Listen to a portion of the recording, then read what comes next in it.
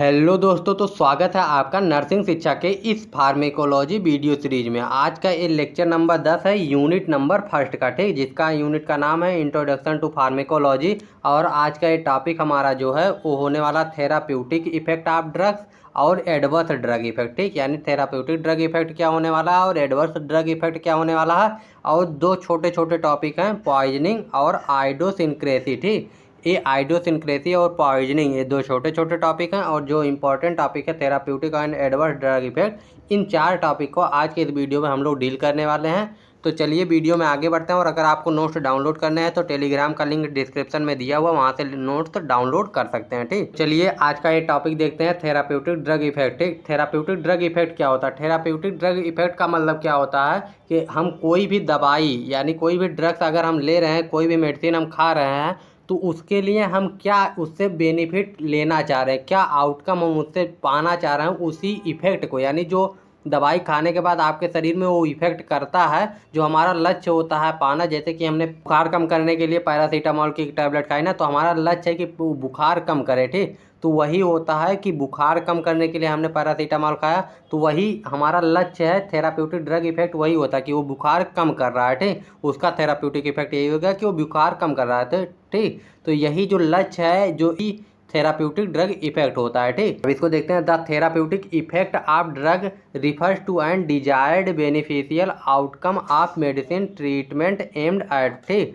जो हमारा एम होता है, वही जो बेनिफिट हमको आउटकम प्राप्त करना होता है, बेनिफिशियल आउटकम्स, वही जो एम होता है उसी को हम थेराप्यूटिक ड्रग इफेक्ट कहते हैं, ठीक। अब प्राइमरी थेराप्यूटिक इफेक्ट क्या होता है, यानी प्राथमिक रूप से हम कौन कौन से इफेक्ट के लिए ड्रग या दवाई खाते हैं, ठीक, मेडिसिन लेते हैं, ठीक।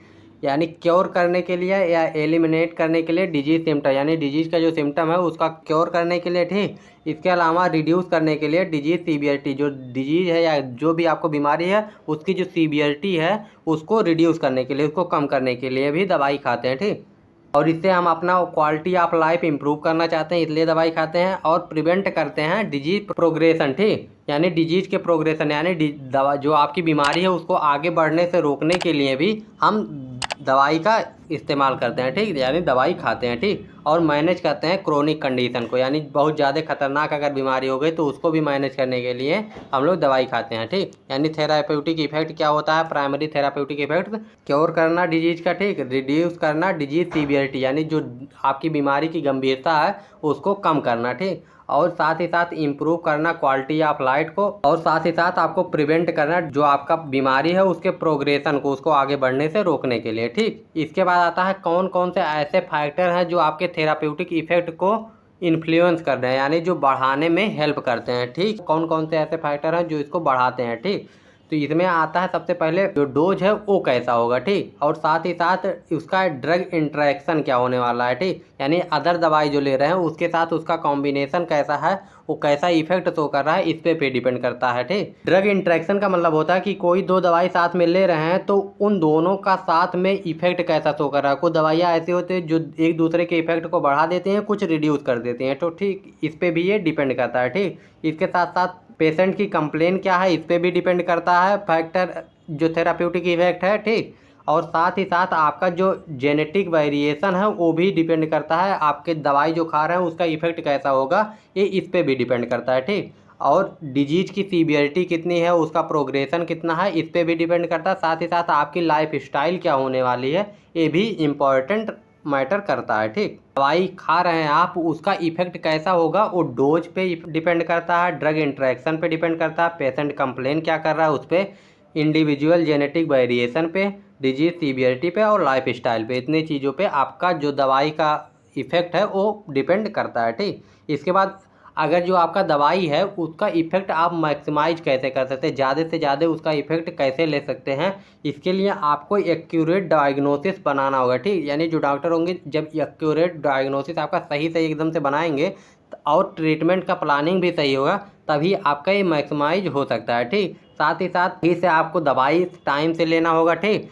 रेगुलर मॉनिटरिंग होनी चाहिए, यानी जब आपको डॉक्टर फॉलोअप के लिए 7 दिन 10 दिन पे बुलाए तो आना होगा, ठीक। फॉलोअप रेगुलर उसको आना होगा। और साथ ही साथ आपका लाइफ स्टाइल मॉडिफिकेशन, डॉक्टर के अनुसार फिजिशियन के अनुसार जो भी आपको मॉडिफिकेशन करने के लिए कहे अपने जीवन शैली में, उसको इम्प्रूव कीजिए, ठीक। साथ ही आप कॉम्बिनेशन थेरेपी यानी कितने जो भी कॉम्बिनेशन थेरेपी यानी ड्रग के साथ साथ और भी जो भी थेरेपी डॉक्टर कहता है या एक्सरसाइज जो भी कहता है उसको अगर आप करेंगे तो आपका जो मैक्सिमाइज है थेराप्यूटिक इफेक्ट वो मैक्सिमाइज हो जाएगा, यानी जो आपके दवाई का इफेक्ट है वो बढ़ जाएगा। ठीक, जितना हो सकता है उतना अपने चरम सीमा पे। थेराप्यूटिक इफेक्ट जिसमें हमने प्राइमरी थेराप्यूटिक इफेक्ट देखा, फैक्टर कौन कौन से इन्फ्लुएंस करते हैं और मैक्सिमाइज उसको कैसे कर सकते हैं इसको देखा। ठीक, इसके बाद आते हैं एडवर्स ड्रग इफेक्ट। अब एडवर्स ड्रग इफेक्ट क्या होता है? तो जो एडवर्स ड्रग इफेक्ट होता है ये अनइंटेंडेड होता है, यानी कि जो आप दवाई दे रहा है जो डॉक्टर उसका आपका उसका लक्ष्य नहीं होता कि आपको हार्म पहुंचाए। ठीक, लेकिन उस दवाई खाने के बाद आपको ये रिएक्शन हो जाता है, उसको ये पता भी नहीं होता कि ये इफेक्ट आपका शो करेगा। ये आपके एक इंडिविजुअल के सिस्टम्स पे, बॉडी सिस्टम से डिपेंड करता है कि उसका effect drug adverse drug effect show करेगा या नहीं करेगा, या कैसा शो करेगा। ठीक, तो यानी ये जो होता है अनइंटेंडेड होता है, यानी इसका मतलब होता है उसका लक्ष्य नहीं होता, उसका कोई लक्ष्य नहीं होता कि ऐसा रिएक्शन कोई शो करे। ठीक, डॉक्टर का ऐसा कोई लक्ष्य नहीं होता। ठीक, फिजिशियन चाहता नहीं है, लेकिन ये हो जाता है मेडिकेशन खाने के बाद। ठीक, यानी आप नॉर्मल डोज ले रहे हैं, जितना आपको फिजिशियन बोला, डॉक्टर बोला उतना ही दवाई ले रहे हैं, लेकिन फिर भी आपको हो जा रहा है। ठीक, तो यही आपका हार्मफुल इफेक्ट जो हार्मफुल रिएक्शन है यही होता है एडवर्स ड्रग इफेक्ट, यानी जब refers to any unintended harmful reaction caused by the administration of medication at normal dose। ठीक, आपको नॉर्मल डोज दिया जा रहा है उसके बाद भी आपको एडवर्स ड्रग इफेक्ट शो कर जा रहा है। ठीक, तो ये जो इफेक्ट होते हैं माइल्ड से लेके सीवियर तक हो सकते हैं, यानी जो आपका एडवर्स ड्रग इफेक्ट है ये नॉर्मल भी हो सकता है, जैसे नॉजिया हुआ, वोमिटिंग हुआ, या सीवियर ऑर्गन डैमेज या ऑर्गन फेलियर भी हो सकता है। ठीक, जो नेचर या सीवियरिटी होती है एडवर्स ड्रग इफेक्ट की ये डिफरेंस होती है, अलग अलग जो रूट होता है एडमिनिस्ट्रेशन करने का इस पर भी डिपेंड करता है, प्लस पर्सन इंडिविजुअल पे भी डिपेंड करता है। ठीक, अभी कितने टाइप के हो सकते हैं? तो ये ब्रॉडली क्लासिफाइड होते हैं दो टाइप के, एक प्रिडिक्टेबल होता है जो थोड़ा बहुत प्रिडिक्ट किया जा सकता है, हाँ ये हो सकता है, और एक अनप्रिडिक्टेबल होता है। ठीक,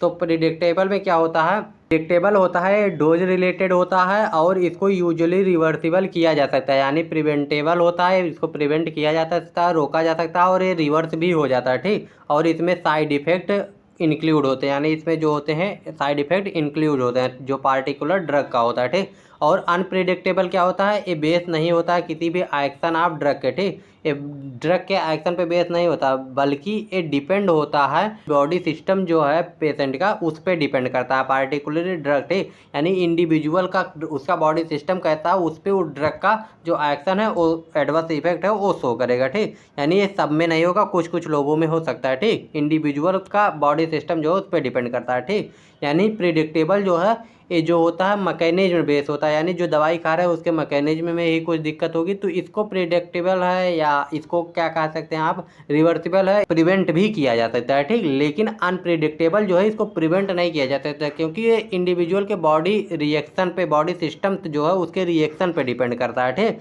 these are not related to less common, ये कॉमन नहीं होता है। ठीक, ये बहुत कम लोगों में ही मिलता है। ठीक, जनरली जो ये तो होता है मोर सीरियस होता है और मोस्टली रिक्वायर्ड होता है विड्रॉ ऑफ ड्रग। ठीक, यानी अगर ये हो रहा है किसी पेशेंट को तो उसको वो दवाई ना लगाया जाए। ठीक, इट इंक्लूड एलर्जी एंड आइडोसिनक्रेसी। ठीक, आइडोसिनक्रेसी के बारे में भी आगे पढ़ेंगे, तो ये इसमें एलर्जी और आइडोसिनक्रेसी इंक्लूड होता है। ठीक, इसके बाद आता है severity of adverse drug reaction. ठीक, अब एडवर्स ड्रग रिएक्शन जो है इसकी सीवियरिटी कितनी हो सकती है? ठीक, यानी पहला तो टाइप हो गया प्रिडिक्टेबल, नॉन प्रिडिक्टेबल। प्रिडिक्टेबल को क्योर किया जा सकता है, प्रिवेंट किया जा सकता है, लेकिन अनप्रिडिक्टेबल जो होता है इसको क्योर नहीं किया जा सकता, प्रिवेंट नहीं किया जा सकता। ठीक, और साथ ही साथ एडवर्स ड्रग इफेक्ट जो होता है क्या होता है? अनइंटेंडेड और हार्मफुल रिएक्शन होता है किसी भी दवाई का। ठीक, जो एडमिनिस्ट्रेट किए कर रहे हैं। ठीक, ग्रेड होते हैं वो 4 ग्रेड होते हैं, पहला होता है माइनर, उसके बाद होता है मॉडरेट, उसके बाद होता है सीवियर, और चौथा जो होता है वो होता है लीथल। ठीक, लीथल का मतलब क्या होता है इसको भी आगे देखने वाले हैं। ठीक, तो 4 होते हैं।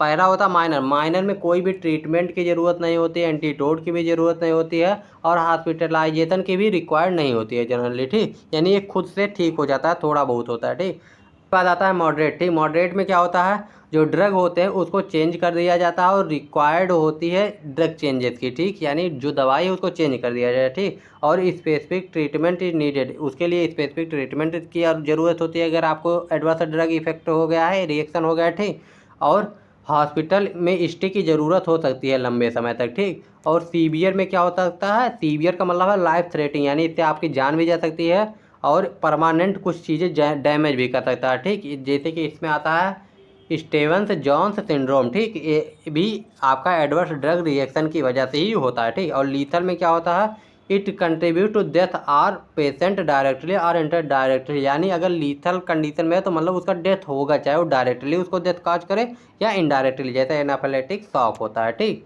तो ये 4 तरीके के हो गए। माइनर में कोई हॉस्पिटलाइजेशन की ज़रूरत नहीं होगी, मॉडरेट में हॉस्पिटलाइजेशन की ज़रूरत होगी लेकिन कोई नुकसान नहीं होगा, सीवियर में नुकसान हो सकता है और लाइफ थ्रेटिंग भी हो सकती है, और लीथल में तो पक्का है जान जाएगी आपकी, ठीक। इसके बाद आता है अदर टाइप, ठीक। अदर टाइप में क्या आता है, साइड इफेक्ट। साइड इफेक्ट क्या होता है, साइड इफेक्ट जो होता है अनअवॉइडेबल होता है और अनवांटेड होता है, ठीक। इसका मतलब क्या होगा, साइड इफेक्ट में जो होता है अनअवॉइडेबल, अनअवॉइडेबल का मतलब क्या है, इसको पता है कि होगा लेकिन इसको अवॉइड नहीं किया जा सकता। आप दवाई देंगे और आपको पता रहेगा ये होगा, और अनवांटेड चाहते नहीं है कि होगा लेकिन ये होगा, ये पता है और अनअवॉइडेबल है, इसको अवॉइड भी नहीं किया जा सकता, ठीक। ये फार्मेकोडायनेमिक इफेक्ट होता है, यानी ड्रग का बॉडी पे इफेक्ट होता है, दवाई खाने के बाद इफेक्ट होता है इसका। When occur the routinely prescribe drug, ठीक। आप जो दवाई खा रहे हैं जो डॉक्टर द्वारा प्रिस्क्राइब किया गया उसी पे होगा, ठीक। ये अनअवॉइडेबल हो, यानी डॉक्टर को पता होगा ये चीज़ होगा, वो आपको पहले ही बता देगा, और अनवांटेड चाहता नहीं है लेकिन ये होगा, उसको पता रहता है, आपको बता भी देता है। ये जो दवाई आप खाते हैं उसी का इफेक्ट होता है, ठीक। Generally these are not serious in nature, ठीक। ये नेचर में सीरियस तो होते नहीं हैं, जैसे कि नौजिया हुआ, वोमिटिंग हुआ, ये ज़्यादातर दवाइयों के साथ होता है, ठीक। और reduce the dose symptom usually improve, अगर आपको ज़्यादा इसका साइड इफेक्ट दिख रहा है तो जो डोज है उसको रिड्यूस कर दिया जाता है, तो एक ठीक हो जाता है, ठीक। और these are based on the same action of the therapeutic effect, और ये जो एक्शन होता है उसी पे बेस होता है, ठीक है। प्री एनेस्थेटिक में एट्रोपिन यूज किया जाता है और ड्राइनेस ऑफ माउथ का कारण होता है, यानी कि ये साइड इफेक्ट इसका जो है वो ड्राइनेस ऑफ माउथ होता है, ठीक। इसके बाद आता है टॉक्सिक इफेक्ट। टॉक्सिक इफेक्ट क्या होता है, ये हार्मफुल होता है और ये अनइंटेंडेड होता है, यानी डॉक्टर चाहता नहीं है कि आपको हार्म पहुँचाए लेकिन ये टॉक्सिक इफेक्ट जो है वो शो हो जाता है, ठीक। That acquire when a drug is used in excessive, जब ज़्यादा मात्रा में आप कोई दवाई यूज कर लेंगे तभी आपको होगा, ठीक। इसीलिए कहा जाता है कि डॉक्टर के प्रिस्क्रिप्शन के बिना आप दवाई नहीं यूज कीजिए, क्योंकि आपको पता नहीं कितना डोज लेना है, अगर आपने ज़्यादा डोज ले लिया तो ड्रग टॉक्सिसिटी हो सकती है, ठीक। और इम्प्रॉपरली, जैसे कि आप ज़्यादा ले रहे हैं, इम्प्रॉपरली कई बार दिन में ले रहे हैं, ठीक, ये सबसे हो सकता है, ठीक। थेराप्यूटिक डोज से जब ज़्यादा आप लेंगे तो होगा सम केसेस में, ठीक। ड्रग डोज का यानी ड्रग कब कब ले रहे हैं, उसका ड्यूरेशन क्या क्या है, इस पर भी ये डिपेंड करता है, ठीक। और इंडिविजुअल का फिजियोलॉजी, बॉडी का सिस्टम क्या है उस पर भी डिपेंड करता है।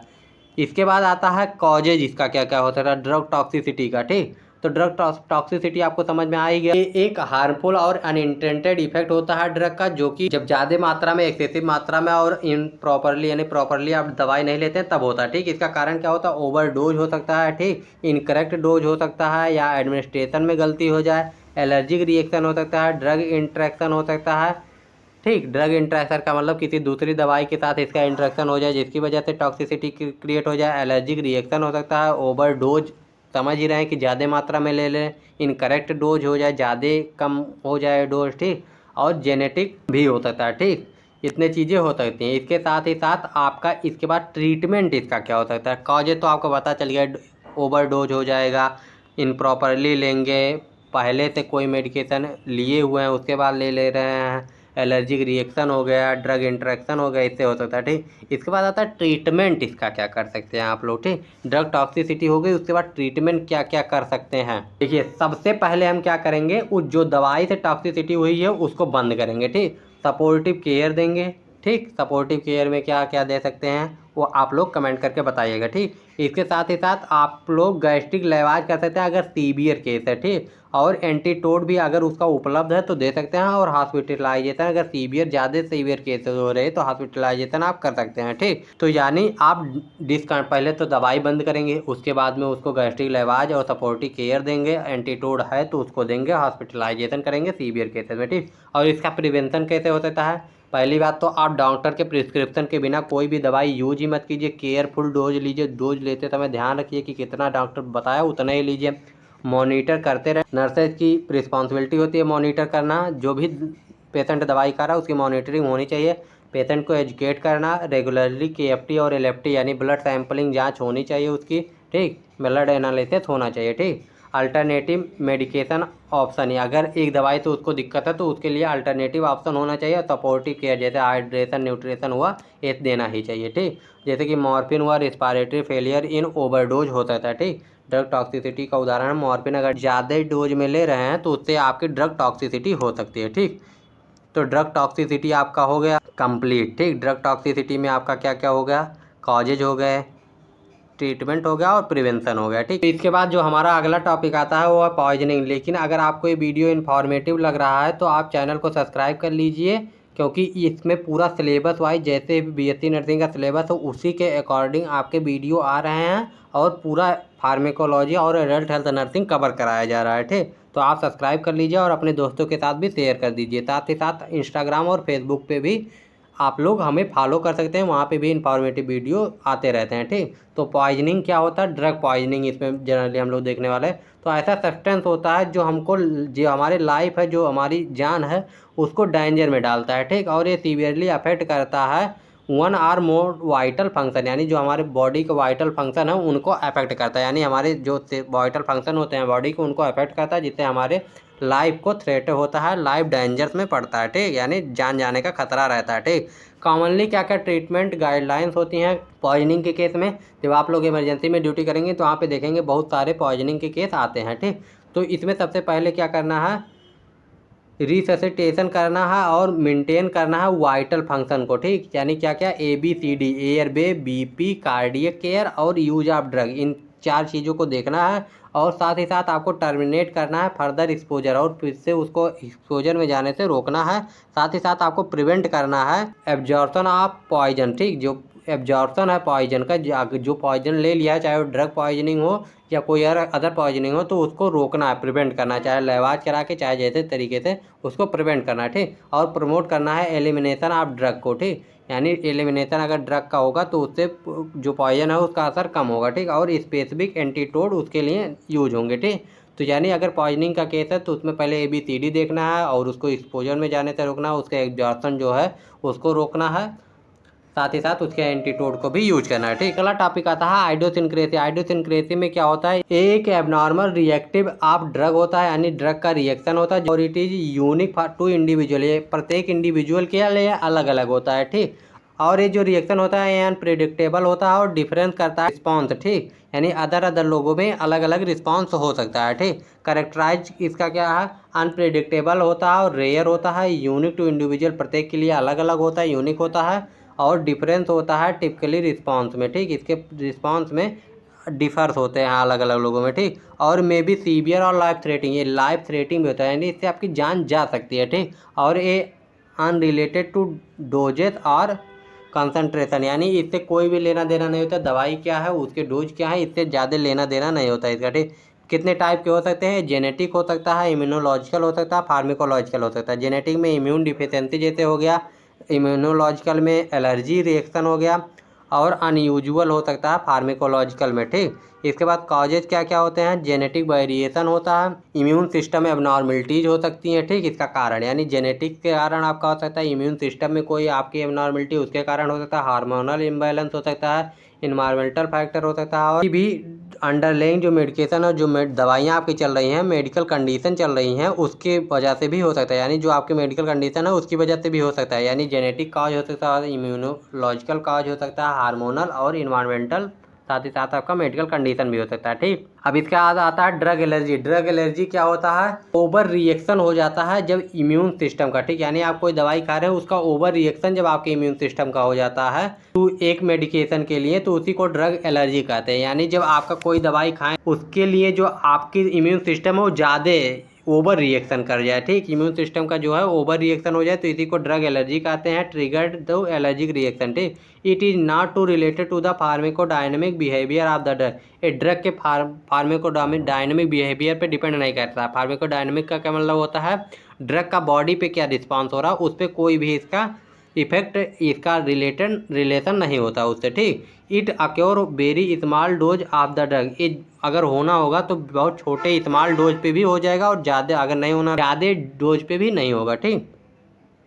इसको हाइपर सेंसिटिविटी भी कहते हैं, यानी जो ड्रग एलर्जी होती है उसको हाइपर सेंसिटिविटी आप ड्रग भी कहते हैं। ठीक, इसका रिस्क फैक्टर क्या क्या हो सकता है, यानी किसको हो सकता है, जिसकी फैमिली हिस्ट्री उसको होने का चांस ज़्यादा है, प्रीवियस एलर्जी रिएक्शन हो तो उसको भी हो सकता है, कोई मेडिकल कंडीशन जैसे अस्थमा हुआ इस पर भी हो सकता है, और मल्टीपल मेडिकेशन यूज से भी हो सकता है। ठीक, यानी रिस्क में क्या क्या, अगर आपकी फैमिली हिस्ट्री है तो इससे आपको हो सकता है। ठीक, चांसेस बढ़ जाते हैं रिस्क फैक्टर का, मतलब यही होता है। ठीक, प्रीवियस में एलर्जी रिएक्शन है तो उससे हो सकता है, अगर आपका कोई मेडिकल कंडीशन है जैसे अस्थमा हुआ तो इसके आपके चांसेस बढ़ जाते हैं, साथ ही साथ मल्टीपल मेडिकेशन जब आप यूज करेंगे तो इससे भी हो सकता है। ठीक, यानी इतने रिस्क फैक्टर हैं। तो ये हमारा जो ड्रग एलर्जी, इसमें क्या होता है, आपके जो इम्यून सिस्टम होता है उसका ओवर रिएक्शन हो जाता है। ठीक, तो यही होता है, इसके रिस्क फैक्टर भी देख लिए। तो हमारा जो आज का टॉपिक था idiosyncrasy, drug allergy, poisoning, therapeutic use. तो आज के अगर इस टॉपिक में कोई भी दिक्कत हो तो कमेंट करके पूछ लीजिएगा, और आप चैनल पे नए हैं तो ऐसे इन्फॉर्मेटिव वीडियो के लिए आप चैनल को सब्सक्राइब कर लीजिए, और टेलीग्राम पे नोट्स आपको मिल जाएंगे चैप्टर कंप्लीट होने के बाद, उसको भी ज्वाइन कर लीजिए। साथ ही साथ आप इंस्टाग्राम और फेसबुक पे भी ज्वाइन कर सकते हैं। ठीक, मिलते हैं नेक्स्ट वीडियो में। Bye bye, take care and जय हिंद।